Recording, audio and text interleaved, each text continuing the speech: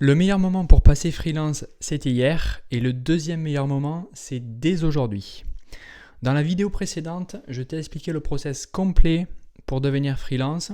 Donc ça marche pour freelance ingénieur réseau et cybersécurité, mais ça marche aussi pour freelance dans tout domaine autour de l'informatique. C'est juste que moi je suis en réseau et cyber. Et donc dans cette vidéo, je vais faire un focus sur comment se préparer au mieux pour passer freelance. Donc déjà, je vais parler des bons signaux que tu dois avoir avant de passer freelance. Il y en a quelques-uns. Pour moi, le premier bon signal pour passer freelance, ça va être d'avoir au moins 5 ans d'expérience.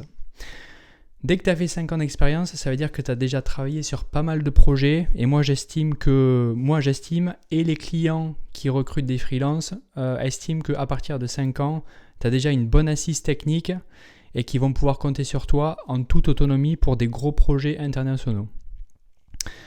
La deuxième chose, c'est qu'une fois que tu as mis tous tes profils à jour en ligne, c'est-à-dire LinkedIn, Malt, Freework ou toute autre plateforme de freelancing, le bon signal que tu dois avoir, c'est est-ce qu'il y a des recruteurs qui t'écrivent sur LinkedIn, est-ce qu'il y a des recruteurs qui commencent à t'appeler. Quand ça commence à bouger, ça veut dire que ton profil il commence à plaire aux recruteurs et c'est un bon signal de passage à l'action. Ensuite, pour moi, le troisième bon signal que tu dois avoir, et ça c'est plutôt une maîtrise technique, tu dois absolument maîtriser l'anglais. Dans tous les projets d'envergure internationale, il faut que tu aies un anglais technique maîtrisé, il faut que tu sois serein pour discuter sur des réunions, que tu n'aies pas peur, que tu sois capable de discuter avec différents accents, c'est-à-dire avec des Américains, avec des Indiens, des Australiens, des Européens comme nous qui parlent anglais mais avec leur propre accent. Donc parfois c'est assez compliqué, mais voilà, il faut vraiment que tu sois à l'aise avec ça.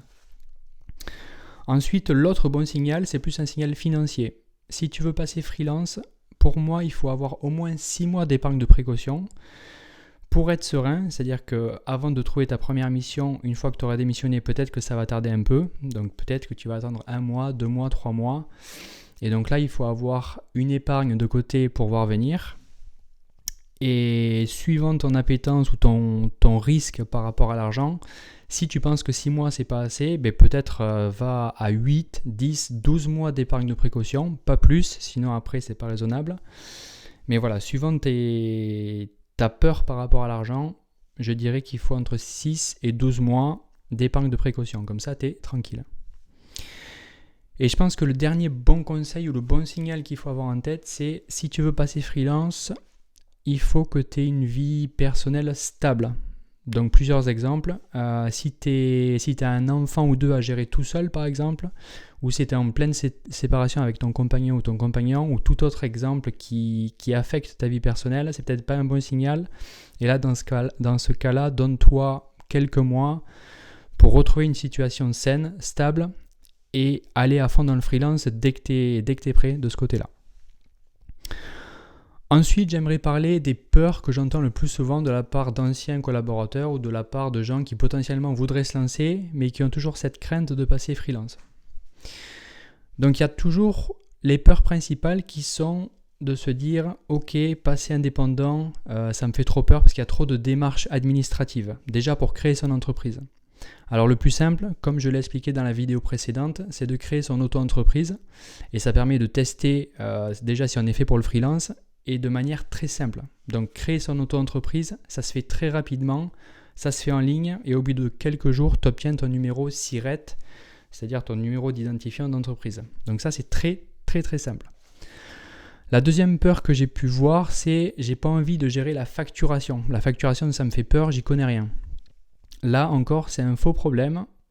Quand tu es en freelance et surtout quand tu es ingénieur réseau et cyber ou quand tu es ingénieur dans le domaine de l'informatique, tu vas prendre des missions de 6 mois, 1 an, 2 ans, 3 ans et pendant tout ce temps, tu auras toujours un seul client.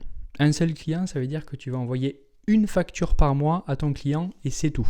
Donc concrètement, tu prends un logiciel en ligne pour envoyer tes factures et ça ne te prend pas plus de 1 minute par mois. Donc très simple. L'autre peur que j'ai pu entendre, ça va être de se dire « Ok, comment je déclare mon chiffre d'affaires ?» Ça, c'est quelque chose de nouveau par rapport au statut de salarié. Tous les mois, tu vas déclarer ton chiffre d'affaires auprès du site des auto-entrepreneurs. Donc concrètement, tu vas dire, ok, ce mois-ci, j'ai fait une facture à mon client XYZ, j'ai travaillé 20 jours à un TJM de 500 €. Et donc là, juste sur le site des auto-entrepreneurs, tu déclares ton chiffre d'affaires total hors taxe et c'est tout. Et par rapport à ça, le site de l'auto-entreprise va te dire, ce mois-ci, par rapport à ce chiffre d'affaires, vous allez payer tant d'impôts. Et terminé. Aussi simple que ça. Donc ça prend pas plus de 2 minutes non plus. Une autre peur que j'ai pu entendre, c'est j'ai pas envie de passer indépendant parce que j'ai peur d'être trop en solo. Alors je pense que dans 95% du temps, quand vous êtes freelance réseau et cyber, vous allez être rattaché à une équipe réseau et cyber et vous allez prendre part au projet collectivement avec vos nouveaux collègues. Donc il y aura peut-être déjà des freelances dans l'équipe ou il y aura peut-être une autre moitié qui sont déjà salariés. Mais vous allez déjà être intégré à une équipe existante. C'est juste que vous avez les statuts d'indépendant, mais les missions que vous allez partager avec vos collègues, c'est exactement les mêmes. Donc effectivement, aucun changement de ce côté-là. Ensuite, j'aimerais parler d'un autre sujet qui est, est-ce que le full remote, ça existe ? Ou est-ce que ça existe encore plutôt ? Là, on n'est plus à la période du Covid. La réponse est simple. Moi-même, j'ai une mission actuellement en full remote, donc je suis la preuve que ça existe encore. Est-ce qu'une mission full remote, c'est facile à trouver ? Peut-être pas. C'est peut-être même assez compliqué et ça, faut pas se le cacher. Comment on trouve une mission full remote ? On fait retour à la partie où il va falloir se vendre, c'est-à-dire qu'il faut que vous soyez hyper attractif sur toutes les plateformes de recrutement, LinkedIn, Mail, Freework et toutes les autres plateformes. Potentiellement que vous postiez sur les réseaux sociaux, sur vos expertises techniques. Si vous êtes un expert Cisco, Aruba, Fortinet, Palo Alto ou tout autre techno qui est pointu et que vous avez vraiment une expertise, peut-être qu'il faut le développer sur les réseaux sociaux. Typiquement LinkedIn, c'est le meilleur média pour montrer aux RH, aux recruteurs, aux entreprises que vous êtes l'expert dans ce domaine et qu'il faut travailler avec vous sur ces sujets. Donc oui, les missions full remote, ça existe, mais c'est, je pense, à mon sens, des missions qui sont souvent cachées et donc il va falloir aller démarcher ces missions qui sont cachées et qui n'apparaissent peut-être pas assez souvent sur les sites d'offres d'emploi parce qu'elles sont pourvues très vite, donc c'est plus de la relation bouche à oreille et faire travailler son réseau en quelque sorte. Mais ça existe encore, donc il faut creuser, mais ça existe. Et enfin, sur ce sujet du jour, donc à quel moment passer freelance quand on est ingénieur réseau et cyber ?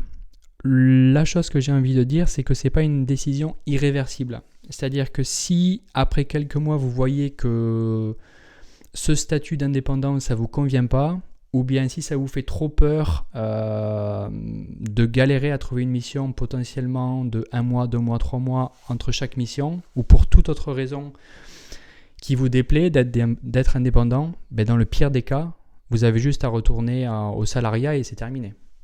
Donc là, il faut évaluer en quelque sorte, si je passe freelance, quelle est la difficulté pour moi à retrouver un job en tant que salarié, ingénieur réseau et cyber, dans ma localisation.